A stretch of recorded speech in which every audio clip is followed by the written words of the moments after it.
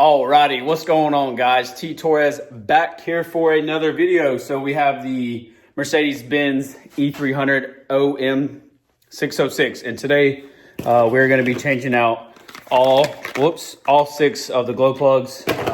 Car's currently having a little bit of trouble starting, and then I tested the glow plug relay. Let me see if I can show you where that's at.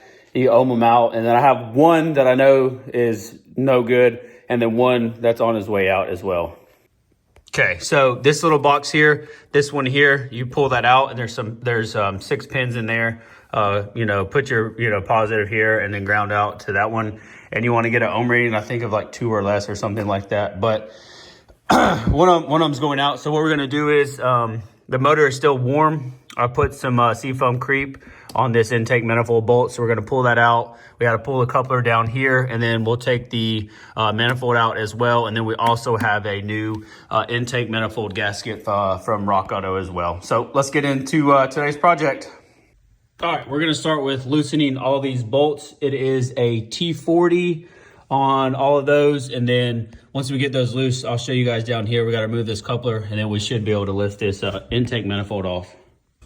All right, what seemed like was never going to happen, we finally got the intake manifold off. So there's one bolt here. If you go under the car, you can get it. I believe it's a 10 or a 11 millimeter. Let me turn my light on.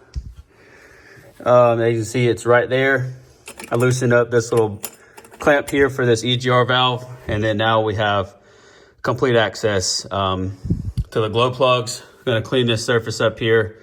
And then, of course, we have another gasket from Rock Auto as well. So let me get everything cleaned up, and then we'll start removing glow plugs and wires. Again, big shout out to my man Cole for taking my phone calls, man. All right, so these pull up just like a spark plug. Got a 12 millimeter on here. Be careful whenever you are loosening these.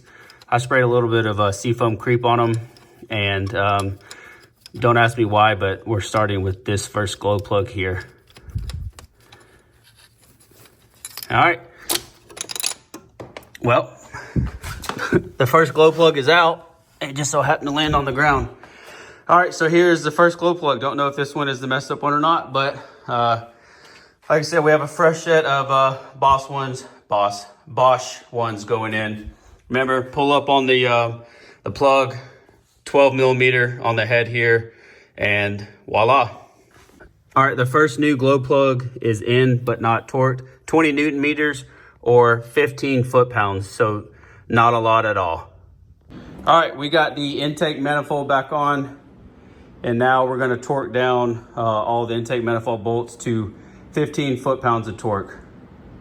All right, ladies and gentlemen, here goes nothing. Hopefully the car fires right up. It doesn't blow up.